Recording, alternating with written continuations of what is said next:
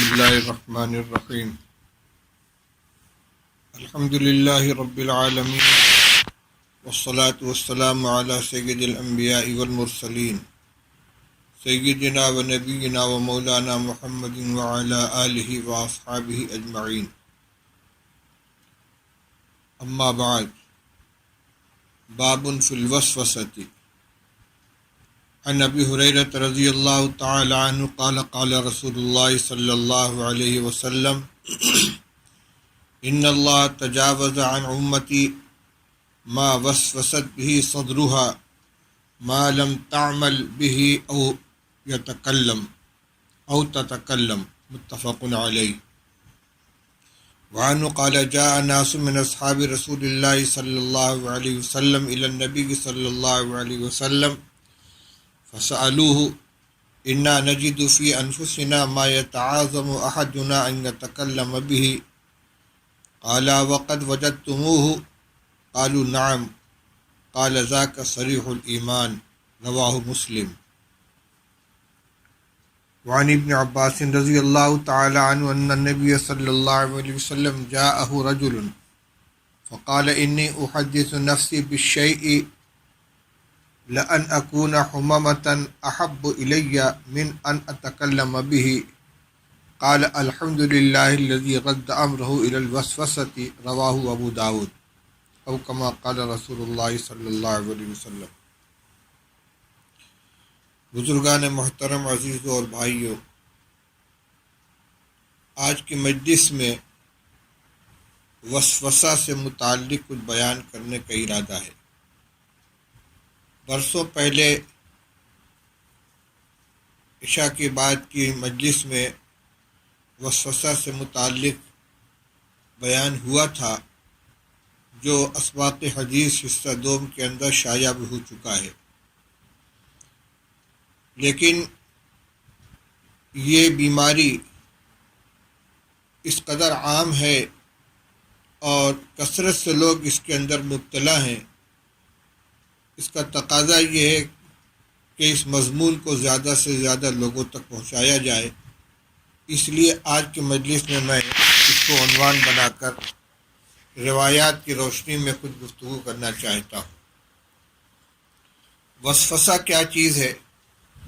دل میں غیر ارادی طور پر جو خیالات آتے ہیں ان کو وسوسہ کہتے ہیں.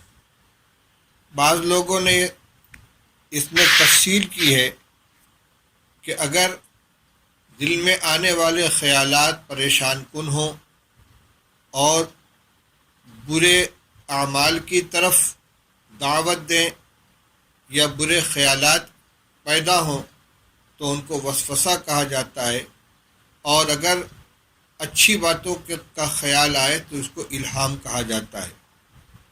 لیکن جو بھی ہو، یہ وسوسہ حجت نہیں ہے اور اس کے اوپر آدمی سے کوئی مواخذہ بھی نہیں ہے. وسوسے کی بہت سی صورتیں ہوتی ہیں. بعض لوگوں کو ایمان کے بارے میں وسوسہ ہوتا ہے. ایسے خیالات آتے ہیں کہ پریشان ہو جاتا ہے کہ میں خدا نخواستہ ایمان سے خارج ہو گیا. اللہ جل شانہ کے بارے میں، آخرت کے بارے میں، قیامت کے بارے میں خیالات آتے ہیں.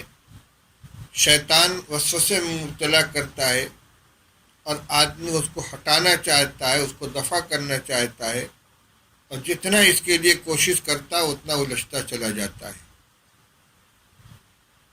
ایک وسوسہ ایمان کے بارے میں ہوا.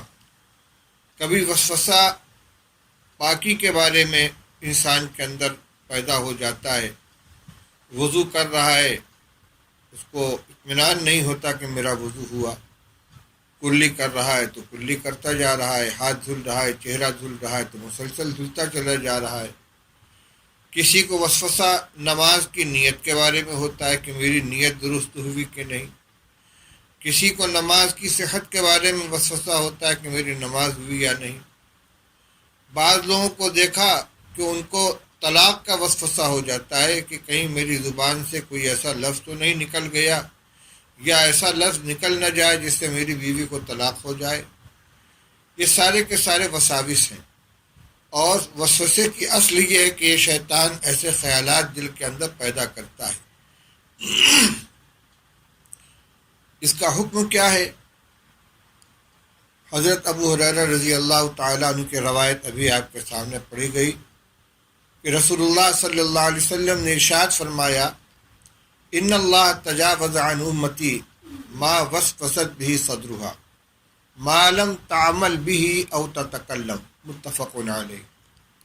رسول اللہ صلی اللہ علیہ وسلم ارشاد فرماتے ہیں کہ اللہ تعالیٰ نے میری امت سے ان چیزوں کو درگزر فرما دیا کہ جو اس کا جی وسوسہ لاتا ہے، یا اس کے دل کے اندر جو وسوسے پیدا ہوتے ہیں، خیالات آتے ہیں، محض خیال کے درجے میں اس پر کوئی مواخذہ نہیں ہے جب تک کہ اس پر عمل نہ کر لے یا اس کو زبان سے ادا نہ کر دے۔ اس کی شرح یہ ہے کہ بعض اعمال وہ ہیں جن کا تعلق کلام سے ہے، اور بعض اعمال وہ ہیں جن کا تعلق اعضاء و جوارح سے ہے۔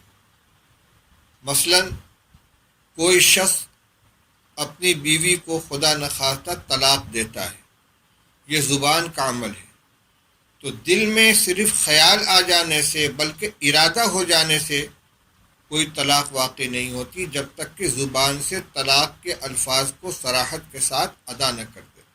صراحت کا مطلب یہ کہ صاف صاف بول نہ دے، چاہے وہ طلاق صریح ہو چاہے طلاق کنائی ہو، لیکن جن الفاظ سے طلاق واقع ہوتی ہے ان الفاظ کو جب تک زبان سے ادا نہیں کرے گا، صرف دل میں خیال آنے سے کوئی طلاق نہیں پڑے گی۔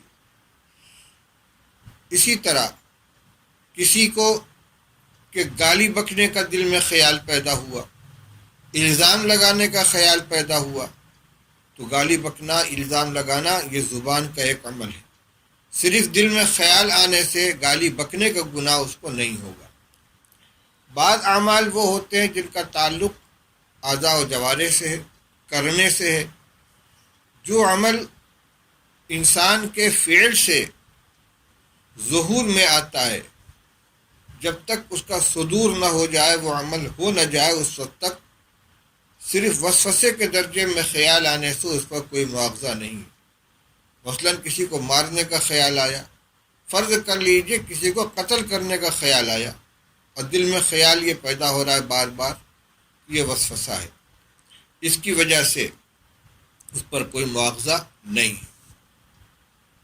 لیکن اس پر ایک علمی اشکال یہ ہوتا ہے کہ بعض چیزیں وہ ہیں جو صرف دل ہی کے اندر رہتی ہیں اور ان کے اوپر مواخذہ ہوتا ہے، جیسے حسد ہے، تکبر ہے، بغض ہے، کینہ ہے، کفر ہے، نفاق ہے۔ یہ وہ چیزیں ہیں جن کا تعلق انسان کے قلب سے ہے۔ دل کے اندر اگر کسی کے بارے میں بغض ہے تو اس پر مواخذہ ہوگا، دل میں تکبر ہے اس کے اوپر مواخذہ ہوگا۔ اسی طرح اور بھی بعض چیزیں ہیں جن کا ظہور عمل کے اندر نہیں ہوتا بلکہ دل ہی کے اندر وہ چیز ہوتی ہے، تو کیا اس پر کوئی مواخذہ نہیں ہوگا؟ اسی طرح بعض روایات سے معلوم ہوتا ہے کہ انسان اگر کسی نیک کام کا ارادہ کر لے تو اس کو 1 نیکی ملتی ہے، اور اگر اس عمل کو کر لے تو 10 نیکی ملتی ہے، اور اگر گناہ کا صرف دل میں ارادہ کرے تو اس پر کوئی مواخذہ نہیں ہے، بلکہ اس پہ یہ تفصیل ہے کہ گناہ کا ارادہ کر لینے کے بعد اللہ کے خوف کی وجہ سے اگر اس کو چھوڑ دیا تو اس پر 1 نیکی ملتی ہے۔ معلوم ہوا کہ محض دل میں کسی کام کے ارادے اور خیال کے اوپر بھی نیکی، اجر اور مواخذے کا تعلق ہے۔ یہ روایت ترمذی شریف میں کتاب الطلاق میں جہاں آئی ہے،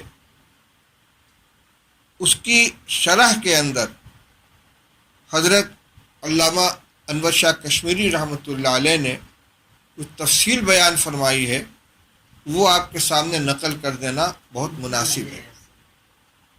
طلبہ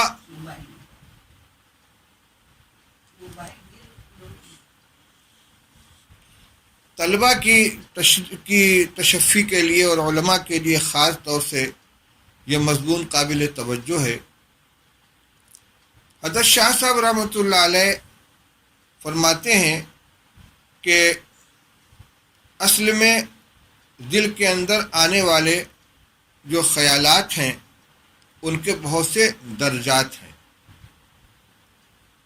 بعض اعمال وہ ہیں کہ جن کا تعلق قلب ہی سے ہے، جو جوارح سے کرنے کے اعمال ہی نہیں ہیں، جو قلب ہی سے ادا ہوتے ہیں، جیسے کفر ہے، نفاق ہے، حسد ہے، کبر ہے، یہ سب اعلیٰ درجے کے گناہ ہیں۔ ان گناہوں کا عامل قلب ہی ہوتا ہے۔ روایت کے الفاظ میں غور کیا جائے تو اس اشکال کا جواب نکل آتا ہے۔ رسول اللہ صلی اللہ علیہ وسلم نے ارشاد فرمایا کہ اللہ تعالیٰ نے میری امت کے ان چیزوں کو معاف فرما دیا، درگزر فرما دیا جس کا اس کے دل میں وسوسہ پیدا ہوتا ہے، جب تک کہ ان کو بول نہ دے یا ان کو کر نہ گزرے۔ اس سے معلوم ہوا کہ اس روایت کا تعلق ان باتوں سے ہے کہ جو گفتگو کے قبیل سے ہوں یا عمل جوارح، ہاتھ پیر یا دوسرے اعضاء و جوارح سے ان کا صدور ہوتا ہو۔ یعنی جو گناہ ایسا ہے کہ جو بولنے ہی سے ہوگا، جیسے گالی بکنا، کسی کے اوپر الزام لگا دینا، کسی کی غیبت کرنا، یہ وہ گناہ ہے جس کا تعلق کلام سے ہے۔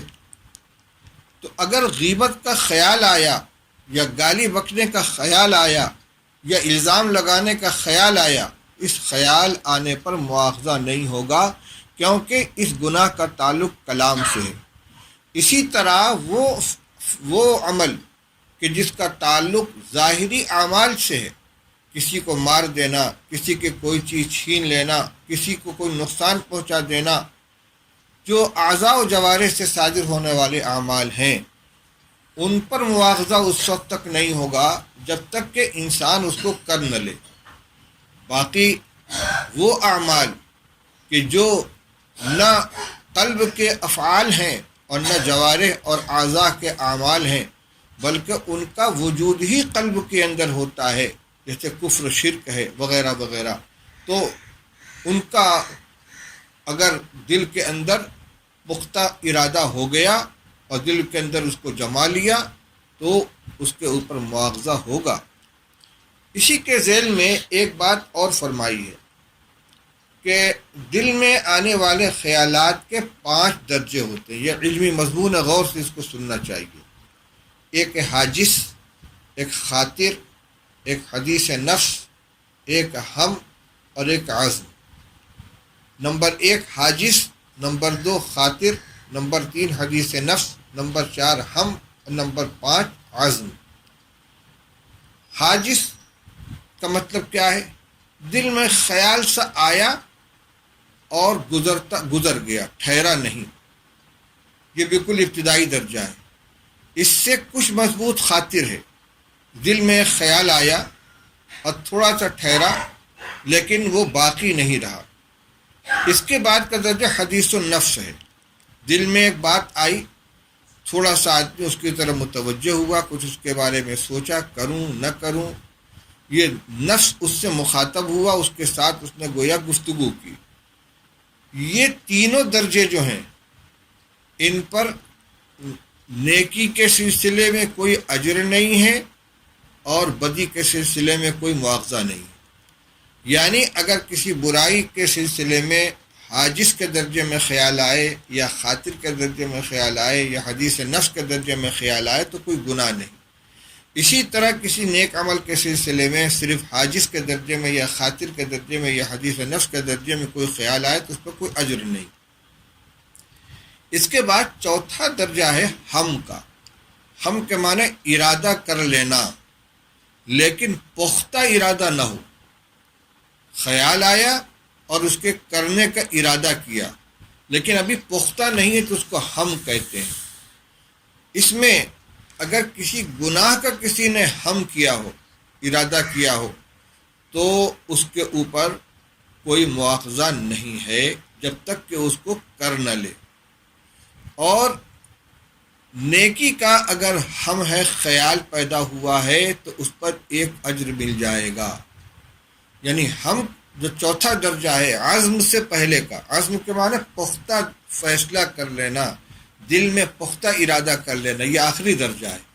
اس سے پہلے ہم ہیں جس میں ارادہ ہوتا ہے لیکن پختہ نہیں ہوتا، اس میں نیکی کا ارادہ کر لینے پر ایک اجر ملتا ہے، اور بدی کا ارادہ کر لینے پر کوئی گناہ نہیں ہوتا۔ ہاں، بدی کا ارادہ ہم کے درجے میں ہو اور پھر انسان اس کو اللہ کے ڈر کی وجہ سے چھوڑ دے تو ہو سکتا ہے اس کے اوپر اس کو اجر ملے۔ ہاں، آخری درجہ جو ہے عزم میں اگر بدی کا پختہ فیصلہ کر لیا، گناہ کا پختہ فیصلہ کر لیا، تو اس عزم کے اوپر مواخذہ ہے۔ کیوں مواخذہ ہے؟ اس لیے کہ عزم کرنا یہ دل کا ایک عمل ہے۔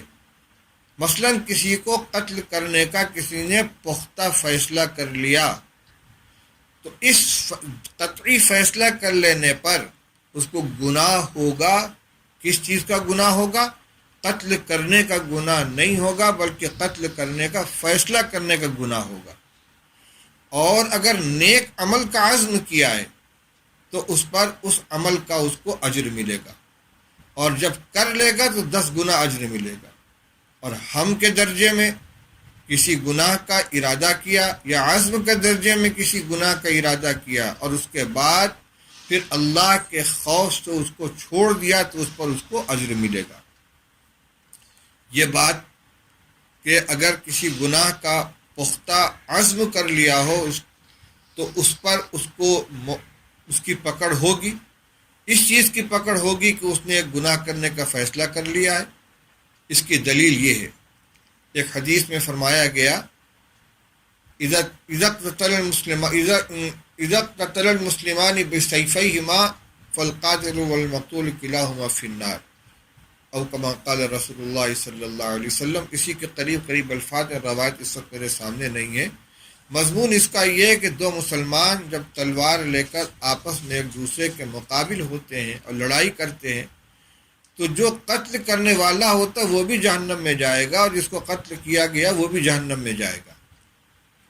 اس پر صحابی نے پوچھا، ھذا القاتل فما بال المقتول، یا رسول اللہ، جس نے قتل کیا اس کا تو جہنم میں جانا سمجھ میں آتا ہے کیونکہ وہ مسلمان کا قاتل ہے، لیکن جو قتل کیا گیا وہ کیوں جہنم میں جائے گا؟ تو رسول اللہ صلی اللہ علیہ وسلم نے ارشاد فرمایا، انہ کان حریصا علی قتل اخیہ، او کما قال صلی اللہ علیہ وسلم، فرمایا وہ اپنے بھائی کو قتل کرنے کا حریص تھا۔ یعنی دونوں جب تلوار لے کر ایک دوسرے کے مقابل ہوئے تو دونوں کا ارادہ اپنے مقابل کو قتل کرنے کا تھا، اور اسی ارادے سے انہوں نے تلوار چلائی، لیکن ایک اس میں کامیاب ہوا اور ایک کامیاب نہیں ہوا۔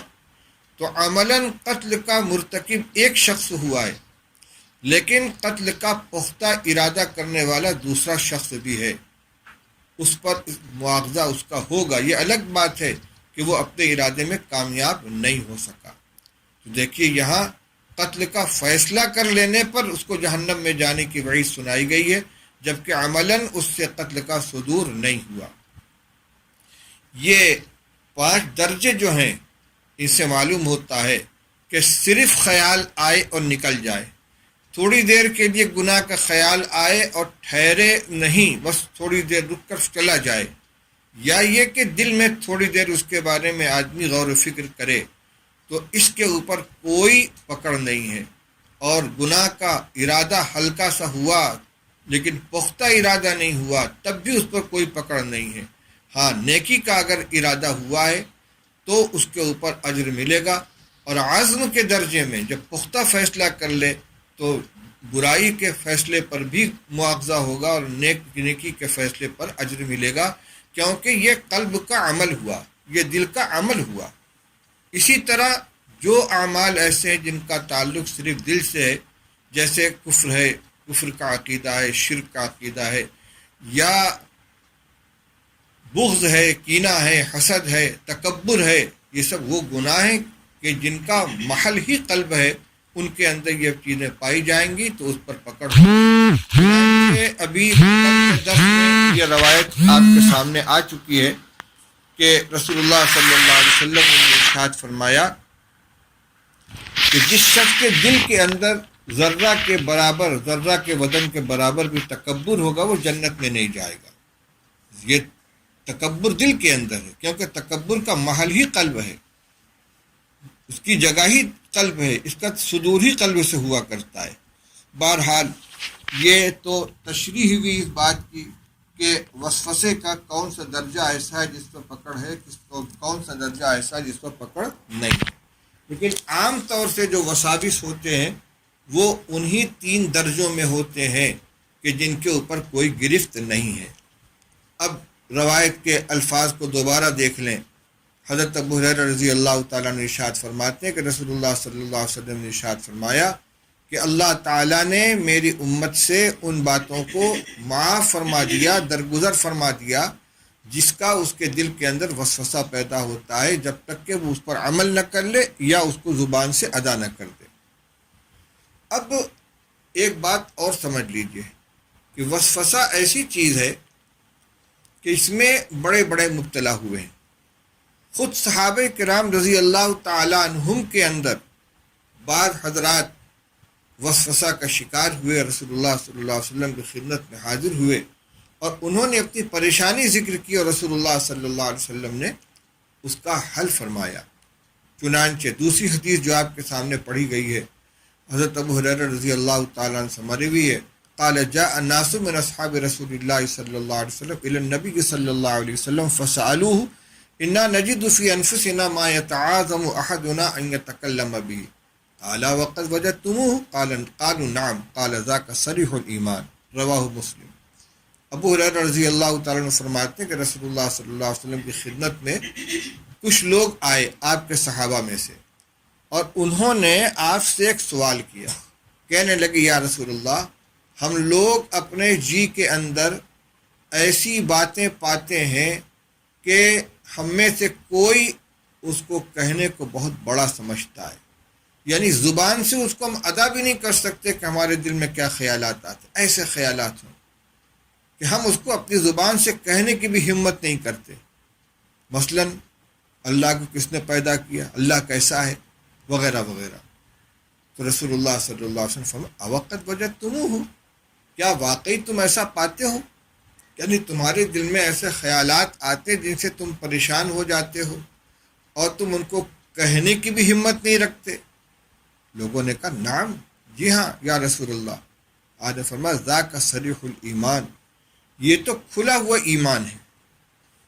عجیب بات ہے، سمجھ میں نہیں آتی بات بظاہر کہ خیالات ایسے ہیں جن کو آدمی اپنی زبان سے ادا بھی نہیں کر سکتا، اتنا برا ان کو سمجھتا ہے، اور آپ فرماتے ہیں یہ صریح ایمان ہے۔ یہ صریح ایمان کس چیز کو آپ نے قرار دیا؟ علماء فرماتے ہیں کہ ایک انسان کا اپنا عقیدہ ہوتا ہے، وہ اپنے عقیدے کے اوپر مطمئن ہوتا ہے، اور ایک وہ خیال ہے جو بلا ارادہ اس کے دل کے اندر آیا، جس کے آنے سے وہ پریشان ہو رہا ہے۔ تو جس خیال کے آنے سے پریشان ہوا وہ اس کا اپنا عقیدہ نہیں ہے۔ اگر اپنا عقیدہ ہوتا تو وہ پریشان نہ ہوتا۔ مثلا ایک دہریہ ہے، ایک ملحد ہے، خدا کا منکر ہے، اس کے دل میں اللہ تعالیٰ کے وجود کا انکار آتا ہے، خیال آتا ہے، اس کو کوئی پریشانی نہیں، کیونکہ یہ اس کے عقیدے و خیال کے مطابق ہے۔ لیکن ایک موحد ہے، ایک اللہ پر ایمان رکھنے والا ہے، اس کے دل میں جب اس طرح کا وسوسہ آتا ہے، شیطان خیال پیدا کر، تو پریشان ہو جاتا ہے۔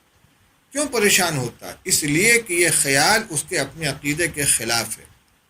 تو ایسے خیال سے پریشان ہو جانا یہ اس بات کی علامت ہے کہ تمہارے سینے میں ایمان موجود ہے، کہ تمہارا عقیدہ نہیں۔ اگر تمہارا عقیدہ ہوتا تو تم پریشان نہ ہوتے۔ اس کو ایک محسوس مثال سے یوں سمجھیے۔ پہلے ایک قصہ سنیے۔ مولانا روم رحمۃ اللہ علیہ نے اپنی مثنوی میں قصہ لکھا ہے کہ ایک شخص عطر فروشوں کے محلے سے گزر رہا تھا کہ اچانک بے ہوش ہو کر گر گیا۔ لوگوں نے سمجھا اسے مرگی کا دورہ پڑ رہا ہے، کسی نے اس کو جوتا سنگھایا، مرگی کے علاج کے طور پر یہ عمل کیا جاتا ہے، اسے ہوش نہیں آیا، کسی نے اس کے گردن کی رگ دبائی کہ ہوش آ جائے، اس سے بھی ہوش نہیں آیا۔ اتنے میں ایک شخص میلے کچیلے لباس میں مٹھی کے اندر کوئی چیز لیے ہوئے آیا اور اس کی ناک کے قریب کیا اور وہ جھرجھری لے کر اٹھا اور چل دیا۔ لوگوں کو حیرت ہوئی کہ ہم لخلخہ سنگھا رہے تھے، خوشبو سنگھا رہے تھے، اس کی گردن دبا رہے تھے، اس کو جوتا سنگھا رہے تھے، اس کو ہوش نہیں آیا۔ یہ کون سی چیز تھی کہ جس کے سنگھانے سے اس کو فوراً ہوش آ گیا؟ اس نے پوچھا تم کون ہو، یہ تمہارے ہاتھ میں کیا ہے؟ اس نے کہا میں اس کا بھائی ہوں اور یہ میرے ہاتھ میں بلی کا پاخانہ ہے۔ کیوں؟ اس سے اس کو ہوش کیسے آیا؟ کہا اس کا پیشہ مردار کی لاش ڈھونا ہے، سڑی ہوئی لاش کے درمیان رہتا ہے، اس کا دل و دماغ خوشبو کا نہیں بلکہ بدبو کا عادی ہے۔ جب اس کی ناک میں عطر فروشوں کے محلے سے گزرنے کی بنا پر خوشبو آئی ہے تو اس کا دماغ اس کو برداشت نہیں کر سکا اور یہ بے ہوش ہو کر گر گیا۔ جب اس کو بلی کا پاخانہ سنگھایا گیا جس کا یہ عادی ہے تو یہ ہوش میں آ گیا۔ تو اب دیکھیے وہ بلی کا پاخانہ ایک تندرست ایک شریف انسان کے اگر ناک کے قریب سے گزر جائے تو پریشان ہو جاتا ہے، پاخانے کی بدبو اس کو پریشان کر دیتی ہے، مردار کی بدبو پریشان کر دیتی ہے، لیکن ایک شخص جو لاش ڈھونے والا ہے یا ایک بھنگی جو پاخانہ اٹھانے والا ہے اس کو کوئی پریشانی نہیں ہوتی۔ کیوں؟ اس لیے کہ وہ اس سے مانوس ہے۔ بس اسی طرح ایک مومن ہے، اللہ پر ایمان رکھنے والا، جب کفر کا خیال اس کے دل میں آیا تو یہ ایسا ہی ہے جیسے کسی شریف انسان کے ناک میں بدبو پہنچی ہو، لاش کی مہک پہنچی ہو، پریشان ہو جاتا ہے۔ اس سے ہی پتہ چلتا ہے کہ یہ بھنگی نہیں ہے، یہ لاش دھونے والا نہیں ہے، غلاظت اٹھانے والا نہیں، ورنہ اس گندگی سے یہ پریشان نہ ہوتا۔ اس کے برخلاف جب ایک لاش دھونے والے یا گندگی دھونے والے کے ناک میں وہ بدبو جاتی تو پریشان نہیں ہوتا۔ تو آپ کا یہ فرمانا کہ ذاک صریح الایمان، اس میں صحابہ کو تسلی دی گئی ہے کہ ایسے خیالات سے تمہارا پریشان ہونا یہ اس بات کی نشانی ہے کہ وہ خیالات تمہارا اپنا عقیدہ نہیں ہے، تمہارا اپنا خیال نہیں ہے، یہ ایسے ہی گزرتے ہوئے خیالات ہیں کہ جیسے راستے میں یا فضا کے اندر گزرنے والی بدبو ہوا کرتی ہے۔ اس سے پتہ یہ چلا کہ وسوسے کی وجہ سے آدمی کو پریشان نہیں ہونا چاہیے، اس کے اندر الجھنا نہیں چاہیے۔ چنانچہ علماء نے لکھا ہے اور میں نے اپنے شیخ، اپنے استاد، اپنے مرشد حضرت مفتی محمود صاحب نور اللہ مرقدہ کو بار بار سنا، وسوسہ کے مریض کو ہدایت دیتے ہوئے، خط کے اندر اس کا جواب لکھواتے ہوئے کہ وسوسے کا صرف ایک علاج ہے۔ وسوسے کا تو ویسے حکیم افلاطون کے پاس بھی کوئی علاج نہیں، لیکن اس کا صرف ایک علاج ہے کہ آدمی وسوسے سے پریشان نہ ہو، خیالات جو آتے ہیں ان کی طرف متوجہ نہ ہو، ان کو ہٹانے کی کوشش نہ کرے، ان کو دفع کرنے کی کوشش نہ کرے، کیسے ہی خیالات آ رہے ہوں ان کو ہٹانے کی اور ان کو دفع کرنے کی، اپنے ذہن سے نکالنے کی ہرگز کوشش نہ کرے، کیونکہ ہٹانے کے لیے ان کی طرف متوجہ ہونا ہوگا اور ان سے الجھنا پڑے گا۔ وسوسہ لانے والا شیطان ہے، انسان اپنے ارادے سے اس کے لائے ہوئے خیال کو دفع کرنے کی کوشش کرے گا، مغلوب ہو جائے گا اور پریشانی میں اضافہ ہوگا۔ اس کا ایک ہی راستہ ہے کہ اس کو نظر انداز کرے، اس کی طرف توجہ نہ کرے۔ جب شیطان دیکھے گا کہ میرے ان وساوس سے، وسوسہ اندازی سے یہ پریشان نہیں ہوتا تو پریشان کرنا چھوڑ دے گا۔ اب دیکھیے کوئی شخص راستہ چل رہا ہے، کتا اس پر بھونکنے لگا، اگر کوئی شخص رک کر اس کو ڈھیلا مارے، اس کو ڈنڈا مارے یا اس سے لڑنے کی کوشش کرے تو کیا ہوگا؟ کتا اس پر اور جھپٹے گا اور زیادہ اس کو پریشان کرے گا۔ اس لیے سب جانتے ہیں کہ کتا اگر بھونک رہا ہو تو نہ دوڑے بھاگے، نہ کتے سے الجھے، بلکہ اپنی رفتار سے اسی طرح چلتا چلا جائے، کتا خود بخود چلا جائے گا۔ اسی طرح آپ نے کبھی دیکھا ہوگا کہ بعض شریر بچے لوگوں کو چڑھاتے ہیں، چھیڑتے ہیں، کوئی کپڑا پکڑ کے کھینچ رہا ہے، کوئی لاٹھی کھینچ رہا ہے، کوئی آوازیں کس رہا ہے، کوئی پاگل کہہ رہا ہے۔ اب اگر ان چھیڑنے والوں کا جواب دینے لگے کوئی کھڑا ہو کر، ان کو مارے، ان پر ڈھیلا پھینکے، تو وہ تماشا بن کر رہ جائے گا۔ ایک کے بجائے 10 بچے اس کے پیچھے لگ جائیں گے اور اس کا مذاق اڑائیں گے، پھر وہ الہو کا بن جائے گا۔ اور اگر اس کی طرف توجہ نہ کرے، کوئی کچھ کہہ رہا ہے، کوئی مذاق اڑا رہا ہے، کوئی چھیڑ رہا ہے، لیکن یہ اپنی رفتار سے چلتا چلا جا رہا ہے، تو 1 مرتبہ 2 مرتبہ بچے چھیڑیں گے، لیکن جب دیکھیں گے کہ چڑھتا نہیں، یہ پریشان نہیں ہوتا، تو چھیڑنا ختم کر دیں گے۔ عربی کا ایک شعر ہے، وَإِذَا أَمُرُّ عَلَى اللَّئِيمِ يَسُبُّنِي فَمَضَيْتُ ثَمَّةَ قُلْتُ لَا يَعْنِينِي۔ جب میں کسی کمینے کے پاس سے گزرتا ہوں جو مجھے گالی بک رہا ہو، تو میں یہ کہتا ہوا گزر جاتا ہوں کہ مجھ کو مراد نہیں لے رہا ہے، یعنی مجھ کو نہیں، کسی اور کو گالی بک رہا ہوگا۔ اسی طرح قرآن پاک میں اللہ جل شانہ نے ارشاد فرمایا، وَإِذَا مَرُّوا بِاللَّغْوِ مَرُّوا كِرَامًا۔ عباد الرحمن کی صفت بیان کی گئی ہے کہ جب لغو کے پاس سے گزرتے ہیں تو شرافت کے ساتھ گزر جاتے ہیں۔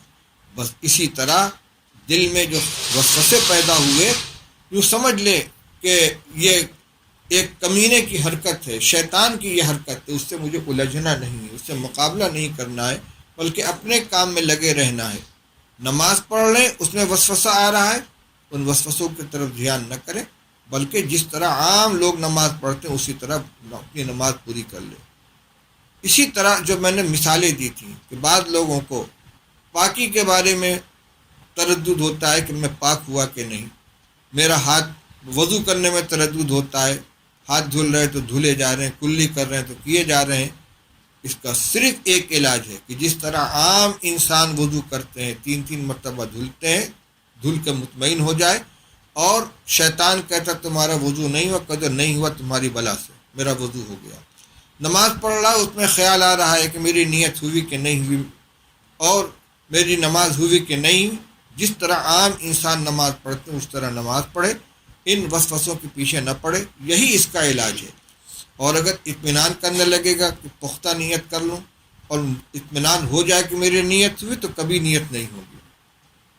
حضرت مولانا قاری محمد طیب صاحب رحمۃ اللہ علیہ نے ایک لطیفہ سنایا کہ ایک صاحب تھے جن کو وسوسے کی بیماری تھی، امام کے پیچھے نماز پڑھنے کے لیے کھڑے ہوئے، اقامت ہوئی، نماز شروع ہو گئی، اور یہ صاحب نیت کر رہے ہیں، نیت کرتا ہوں میں اپنا نام لیا، اپنے والد کا نام لیا، اپنا پتہ بتایا، میں فلاں ابن فلاں، ساکن فلاں مقام فلاں، شہر فلاں، میں نیت کرتا ہوں ظہر کی جو فجر اور عصر کے درمیان ہے، ظہر کی نماز، ظہر کی 4 رکعت،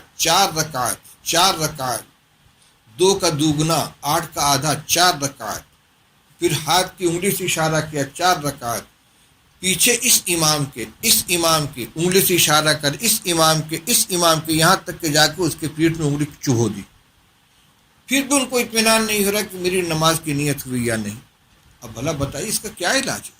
نیت تو دل کے ارادے کا نام ہے، زبان سے نیت کرنا زیادہ سے زیادہ مستحب ہے، وہ بھی ان کے لیے کہ جو وسوسے اور اس طرح کے خیالات کا شکار ہوتے ہیں، ورنہ دل میں ارادہ کر لینا، صرف اتنا ارادہ کہ یہ نماز متعین ہو جائے کہ کون سی نماز ہے، خیال اس کا پختہ ہو جائے، بس یہ نیت کافی ہے۔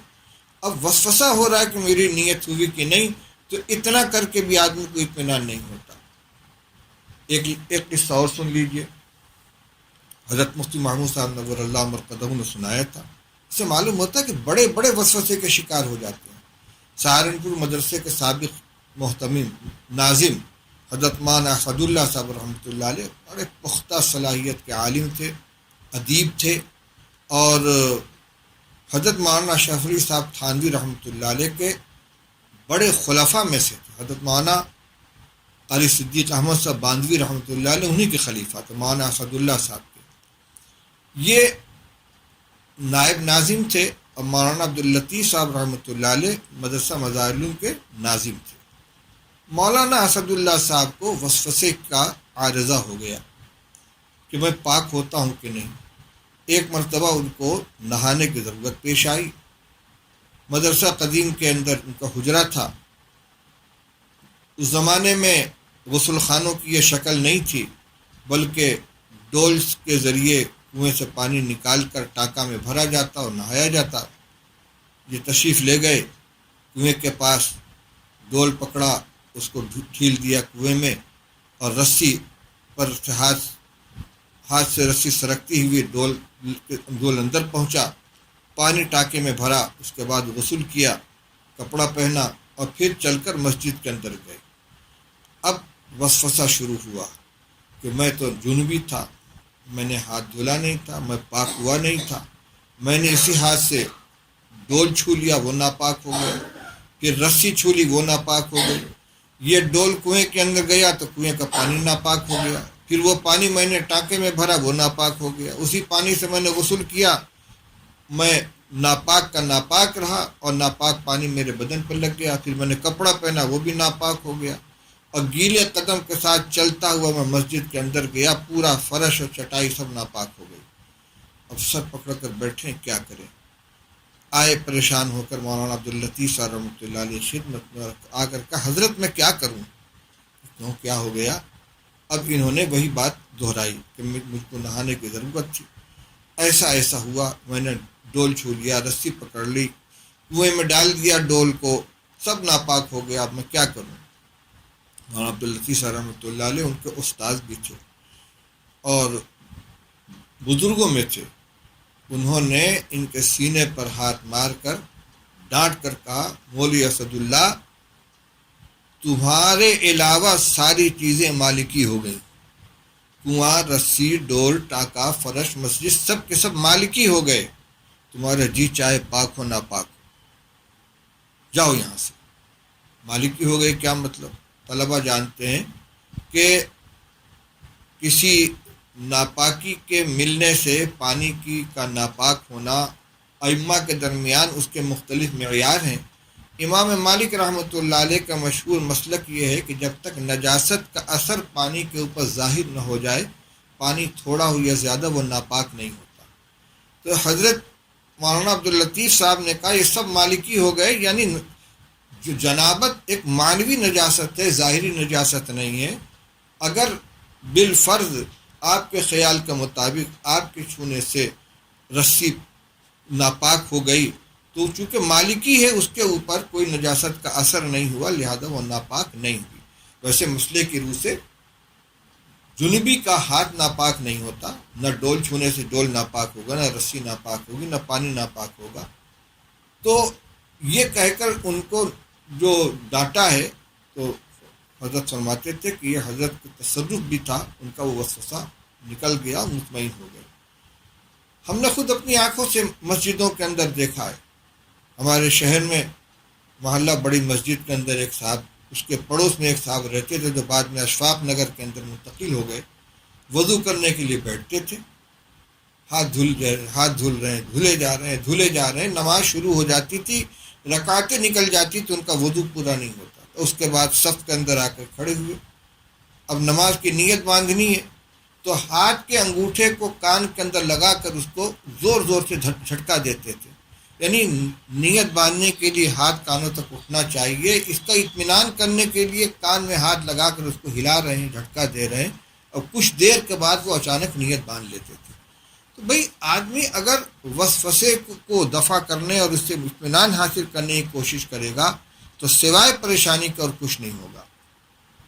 اس لیے وسوسے کا صرف ایک علاج ہے کہ ان کو نظر انداز کرے اور اس کی طرف اس کو نظر انداز کرے اور اس سے پریشان نہ، اس کو ہٹانے کی کوشش نہ کرے، یہ خود بخود ختم ہو جائے گا۔ میرے محلے میں ایک صاحب تھے، ابھی الحمدللہ حیات ہیں، ایک وقت گزرا ان کے اوپر، آتے تھے مفتی صاحب، وہ تو نکل گیا، مجھے خیال پیدا ہو گیا تھا، وہ ہو گئی، یعنی مسئلہ پوچھنے کے لیے لفظ طلاق زبان سے ادا کرنے میں بھی ڈر رہے ہیں۔ ان کو لاکھ سمجھاتے، اطمینان دلاتے، لیکن وہ پریشان رہتے تھے، تو طلاق کا وسوسہ پیدا ہو جاتا ہے بعض دفعہ۔ کفر کا وسوسہ پیدا ہو جاتا ہے کہ میرا ایمان چلا گیا، نماز کا وسوسہ پیدا ہو جاتا ہے کہ میری نماز ہوئی یا چلی گئی۔ تو میرے بھائی اس کا علاج صرف یہی ہے کہ آدمی اس وسوسے سے بالکل پریشان نہ ہو، اور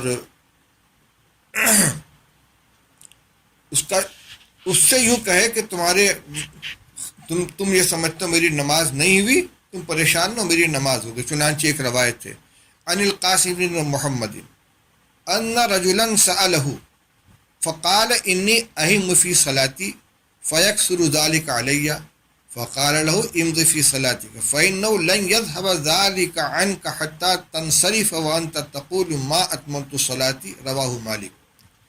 یہ قاسم ابن محمد حضرت ابو بکر صدیق رضی اللہ تعالیٰ عنہ کے پوتے ہیں، اجلہ تابعین میں سے ہیں، فقہائے مدینہ میں ان کا شمار ہوتا ہے۔ یہ کہتے ہیں کہ ایک شخص نے ان سے یہ پوچھا، قاسم ابن محمد سے ایک شخص نے کہا کہ حضرت مجھے اپنی نماز کے اندر بہت وہم ہوتا ہے اور یہ بڑھتا رہتا ہے، یعنی بہت پریشان ہوتا ہوں نماز کے بارے میں۔ اب نماز میں وہم کیا ہوگا؟ یہی کہ میری پاکی ہوئی کہ نہیں، میری قرت ہوئی کہ نہیں، میری نیت ہوئی کہ نہیں۔ رکعت کے بارے میں وہم ہونے لگتا ہے کہ 2 رکعت ہوئی کہ 4 رکعت ہوئی۔ تو کہنے لگے کہ مجھے اپنی نماز کے اندر وہم ہوتا ہے، بہت زیادہ ہوتا ہے۔ اور اس وہم کے اندر ہوتا کیا ہے؟ شیطان یہ کہتا ہے تمہاری نماز نہیں ہوئی، تمہاری نماز نہیں ہوئی۔ تو حضرت قاسم بن محمد نے اس شخص کے جواب میں امض فی صلاتک، اس کے جواب میں فرمایا تم اپنی نماز اسی طرح پوری کرو، رکو مت، سوچو مت، جس طرح نماز پڑھ لو پڑھتے رہو۔ فَإِنَّهُ لَنْ يَذْهَبَ ذَلِكَ عَنْكَ حَتَّى تَنْصَرِفَ وَأَنْتَ تَقُولُ مَا أَتْمَمْتُ صَلَاتِي، یہ چیز تم سے اس وقت تک زائل نہیں ہوگی جب تک کہ تم یہ عمل نہ کرو کہ تم نماز سے فارغ ہو جاؤ یہ کہتے ہوئے ہاں میری نماز نہیں ہوئی۔ یعنی شیطان جو تم سے کہہ رہا ہے کہ تمہاری نماز نہیں ہوئی، اسے کو ٹھیک ہے میری نماز نہیں، تم کیوں پریشان ہوتے ہو، تمہاری بلا سے میری نماز ہو گئی، جیسے سارے لوگ پڑھتے میں نے بھی پڑھ لیا، میری نماز ہو گئی۔ تو جب وہ یہ کہتا ہے کہ تمہاری نماز نہیں ہوئی ہے تم کو ہو گئی، تو وہ اپنی منہ کی کھائے گا اور چلا جائے گا۔ ایسے ہی جب کوئی اس طرح کے خیالات آئیں تو اس وقت پریشان نہیں ہونا چاہیے، جو عمل جس طرح عام لوگ کرتے ہیں اسی طریقے سے اس کو کر لے، اور پاکی ناپاکی کے بارے میں، نماز کی صحت کے بارے میں، کفر کے بارے میں، عقیدے کے بارے میں، یا اسی طرح طلاق ہو گئی اس کا جو وسوسہ آتا ہے تو وسوسے کے اس سے پریشان نہ ہو، اور یہ سوچے کہ یہ تو وہ چیز ہے کہ جو بڑے بڑوں کو پیش آئی ہے۔ میں نے ابھی آپ کو ایک روایت سنائی کہ صحابہ آ کر رسول اللہ صلی اللہ علیہ وسلم شکایت کرتے۔ ایک روایت اور سن لیجئے، عن ابن عباس رضی اللہ تعالیٰ عنہ ان النبی صلی اللہ علیہ وسلم جاءہ رجل فقال انی احدث نفسی بالشیء لأن اکون حمامة احب الی من ان اتکلم به قال الحمد للہ الذی رد امرہ الی الوسوسۃ، رواہ ابو داؤد۔ عبداللہ ابن عباس رضی اللہ تعالیٰ عنہ سے مروی ہے کہ آپ کی خدمت میں، رسول اللہ صلی اللہ علیہ وسلم کی خدمت میں ایک شخص حاضر ہوا اور کہنے لگا یا رسول اللہ، میں اپنے جی میں ایسی بات پاتا ہوں کہ میں کوئلہ ہو جاؤں یہ مجھے زیادہ پسند ہے اس کے مقابلے میں کہ میں اس کو زبان سے ادا کروں۔ ایسے خیالات آتے ہیں کہ میں زبان سے ادا کرنے کے مقابلے میں جل کر کوئلہ ہو جانے کو پسند کرتا ہوں۔ کیا مطلب ہوا؟ جل کر مگر کوئلہ ہو گیا تو میرا جسم ختم ہو جائے گا، دنیاوی نقصان ہوگا، جسمانی نقصان ہوگا، لیکن جو بات میرے دل میں آتی ہے اس کا تعلق ایمان سے، عقیدے سے، وہ ایسی بات ہے یہ سمجھتے تھے کہ اس کو کہنے سے میں خدا نہ خواستہ میں کافر ہو جاؤں گا۔ تو ایک طرف اس بات کو زبان سے ادا کرنا ہے جس میں ایمان کے ضائع ہونے کا اندیشہ ہے، ایک طرف جل جانا ہے جس میں جان کے جانے کا اندیشہ ہے۔ تو جان کا ضیاء ایمان کے ضیاء کے مقابلے میں ہلکا ہے۔ یہ کہنا چاہتے ہیں کہ ایسی بات اپنے دل میں پاتا ہوں کہ میں جل کر کوئلہ ہو جاؤں یہ مجھے زیادہ پسند ہے بمقابلے اس کے کہ میں اس کو اپنی زبان سے ادا کروں۔ تو رسول اللہ صلی اللہ علیہ وسلم نے فرمایا اللہ کا شکر ہے جس نے شیطان کے اختیار کو وسوسے تک ہی رکھا، الذی رد امرہ الی الوسوسۃ، اللہ کا شکر ہے جس نے شیطان کے معاملے کو وسوسے تک لوٹا دیا، یعنی وہ اس سے آگے نہیں بڑھ سکتا۔ اور وسوسے کے اوپر کوئی مواخذہ نہیں ہے، اس سے پریشان ہونا ہی نہیں چاہیے، اس لیے وسوسہ کے سے آگے وہ نہیں بڑھ پاتا۔ اور اس کے بارے میں آپ کا یہ ارشاد کہ یہ تو عین ایمان ہے، یہ ابھی روایت گزر چکی ہے، جس کا معنی یہ ہو کہ اس سے آدمی پریشان نہ ہو، کیونکہ یہ اس کا اپنا عقیدہ نہیں ہے۔ بہرحال وسوسہ چاہے پاکی ناپاکی کے بارے میں ہو، چاہے نماز کے بارے میں ہو، رکعت کے بارے میں وسوسہ ہو جاتا ہے۔ علماء فرماتے ہیں کہ رکعت شمار کرنے کے چکر میں زیادہ نہ پڑے، 1 ہوئی، 2 ہوئی، 3 ہوئی۔ تجربہ یہ ہے بڑوں کا کہ جو آدمی اپنے معمول کے مطابق سارے کام کر رہا ہے، نیت باندھی، دعائے ثنا پڑھی، قرآن پڑھا، ضم سورہ فاتحہ پڑھی، ضم سورہ کیا، رکوع سجدہ کیا، معمول کے مطابق کرتا چلا جاتا ہے، جے رکعت کا ارادہ ہے، اس کی نماز سیدھے سیدھے پوری ہو جاتی ہے۔ لیکن اگر کسی اور چیز کی طرف دھیان گیا، کسی اور چیز کو بلا ارادہ سوچنے لگا، تو وہ رکعت کے اندر بھی گڑبڑ ہوگی۔ کسی اور چیز کے سوچنے میں یہ بھی شامل ہے کہ رکعت شماری میں لگا رہے، 1 ہو گئی، اب 2 ہو گئی، اب تیسری ہے، ادھر متوجہ ہوگا تو نماز کی طرف سے دھیان ہٹے گا، اور جس کام میں مشغول ہے اسی میں وہم ہو جائے گا۔ اس لیے کوئی بھی خیال وسوسہ آئے اس سے پریشان نہ ہو، اور اس کو دفع کرنے کی کوشش نہ کرے، اپنے کام میں لگا رہے۔ کسی نہ کسی کام کے اندر تو لگا ہوا ہے۔ میں سمجھانے کے لیے ایک مثال دیتا ہوں۔ جب بچوں کو سائیکل چلانا سکھایا جاتا ہے تو ان کو سائیکل یا بیٹھا کر ان سے کہا جاتا ہے سامنے دیکھو، پیڈل مارو اور سامنے دیکھو، دائیں بائیں مت دیکھنا، پیچھے مت دیکھنا۔ اب وہ سامنے کی طرف دیکھ رہا ہے اور سائیکل چلا رہا ہے، بڑھتا جا رہا ہے۔ اگر مڑ کر دائیں بائیں دیکھے گا گر جائے گا۔ ہاں، جب ماہر ہو جاتا ہے تو جیسے چاہے چلائے، لیکن ابھی چلانا سیکھ رہا ہے تو اس کو سب سے زیادہ اسی پر زور دیا جاتا ہے کہ سامنے کی طرف دیکھو، کسی اور طرف توجہ مت کرو، چلانے لگتا ہے۔ عام آدمی بھی جب راستہ سے گزرتا ہے تو سامنے اس کی نگاہ ہوتی ہے، لیکن اس درمیان جہاں وہ سامنے کی طرف دیکھ رہا ہے، اس کی نظر کسی ایک چیز کی طرف، سامنے کی طرف مرکوز ہے، اس کی توجہ اسی طرف ہے۔ باقی دائیں طرف سے بھی کچھ لوگ آ رہے ہیں جا رہے ہیں، بائیں طرف سے بھی کچھ لوگ آ رہے ہیں جا رہے ہیں۔ اب اس شخص سے جو سامنے کی طرف دیکھتے ہوئے گاڑی چلا رہا ہے، اس سے پوچھا جائے کہ تمہارے دائیں طرف سے کون گیا، یہ تمہارے بائیں طرف سے کون گیا، یہ کسی گاڑی دیکھتے، مجھے بھی نہیں پتا، میں نہیں جانتا۔ ارے تم ادھر دیکھ رہے تھے، تمہارے بغل سے وہ گزرا ہے، تو میں تو سامنے دیکھ رہا تھا۔ تو نگاہ سامنے کی طرف ہے، توجہ اس کی طرف ہے، تو دائیں بائیں جو آ جا رہا ہے وہ گزر رہا ہے، لیکن اس کی طرف توجہ نہیں، نہ اس کو پہچان رہا ہے، نہ اس کے اوپر دھیان دے رہا ہے۔ لیکن اگر راستہ چلنے والا بس اسی میں الجھا رہے کہ یہ میرے اس بغل سے کتا کیوں چلا گیا، یہ میرے بغل سے میرا دشمن کیوں نکل گیا، یہ میرا مخالف جا رہا ہے، تو وہ ایک قدم بھی آگے نہیں بڑھ پائے گا، ان کو ہٹائے گا، ان سے الجھے گا، ان کو دفع کرے گا۔ راستہ قطع کرنا ہے تو اس کو یہی کرنا پڑے گا کہ اپنی توجہ سامنے کی طرف رکھے اور دائیں بائیں کی طرف توجہ نہ کرے، وہ خیالات از خود آ رہے ہیں، از خود جا رہے ہیں۔ ایک بات اور یاد آ گئی، بڑی قیمتی ہے۔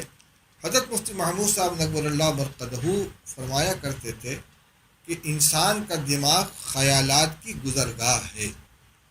انسان کا دماغ خیالات کی گزرگاہ ہے۔ جس طرح کوئی کمرہ ہے، اس میں آمنے سامنے 2 کھڑکیاں ہیں، ایک طرف سے ہوا آ رہی ہے، دوسری کھڑکی سے نکل رہی ہے۔ اس ہوا کے ساتھ باہر کی خوشبو بھی آ سکتی ہے، باہر کی بدبو بھی آ سکتی ہے۔ وہ از خود ایک کھڑکی سے وہ خوشبو یا بدبو داخل ہوگی یا دوسری کھڑکی سے نکل جائے گی۔ اب اگر کوئی شخص یہ اس میں الجھ جائے کہ بدبو کیوں آئی ادھر سے، میں اس کو نہیں آنے دوں گا، تو الجھے گا، پریشان ہوگا، لیکن آنے والی اس ہوا کو روک نہیں سکتا، اس کے ساتھ آنے والی بدبو اور خوشبو کو وہ روک نہیں سکتا، اس کے اوپر اس کا قابو نہیں ہے۔ اسی طریقے سے انسان کا دماغ خیالات کی گزرگاہ ہے، بلا ارادہ اچھے برے خیالات آتے رہتے ہیں، جاتے رہتے ہیں، ان میں الجھنا نہیں چاہیے۔ ایک مثال اور دیتے تھے حضرت یکسوئی کی کو سمجھانے کے لیے۔ فرمایا دیکھو، پان والے کی دکان پر عموماً بڑا آئینہ لگا ہوتا ہے، کوئی شخص پان کی دکان پہ کھڑا ہوا، پان لگوا رہا ہے یا کوئی سامان لے رہا ہے، اب سامنے آئینہ ہے تو اس میں اپنا چہرہ دیکھ رہا ہے، اپنا چشمہ درست کر رہا ہے، اپنی ٹوپی درست کر رہا ہے، اپنا چہرہ دیکھ رہا ہے۔ لیکن جس وقت وہ اپنا چہرہ دیکھ رہا ہو، پیچھے راستہ ہے، اس میں سے کتا بھی گزر سکتا ہے، سور بھی گزر سکتا ہے، کوئی برا انسان بھی گزر سکتا ہے، اور جو جو گزرے گا سب کا عکس اس آئینے کے اندر آئے گا۔ اب اگر یہ شخص اپنا چہرہ اگر دیکھنا چاہتا ہے تو اس کو چہرے پر اپنی نگاہ مرکوز رکھنی ہوگی، اور اگر پریشان ہوگا یہ کتے کی شکل کیوں نظر آ گئی، یہ سور کی شکل کیوں نظر آ گئی، تو یقینی طور پر اس کو اپنے چہرے سے نگاہ ہٹانی پڑے گی اور اس دوسری چیز پر الجھ کر رہ جائے گا۔ تو علاج یہ ہے کہ جو کام تم کر رہے اس کو کرتے رہو، دوسری طرف توجہ مت کرو، اس کو نہ ہٹانا تمہارے اختیار میں، نہ گزرنے والے کو روکنا تمہارے اختیار میں۔ اسی طرح جو خیالات گزر رہے ہیں ان کو گزرنے دو، ان سے الجھو مت، ان سے پریشان مت ہو۔